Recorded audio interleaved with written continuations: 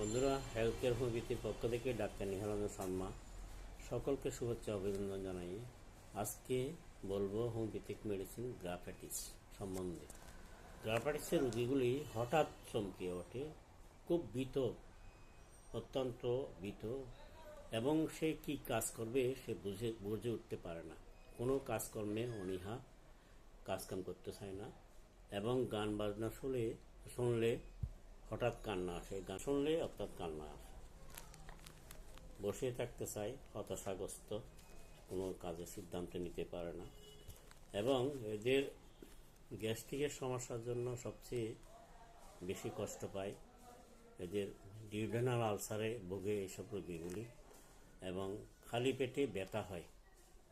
খাবার দিলে মুখে ভালো লাগে না, কোনো খাবারেই স্বাদ লাগে, পেট জ্বালা করে, শোল ব্যথা হয়, পেটে কোষ্ঠকাঠিন্য ভোগে, পায়খানার সাথে রক্ত যায়, মাঝে মাঝে পায়খানা অত্যন্ত শক্ত হয়।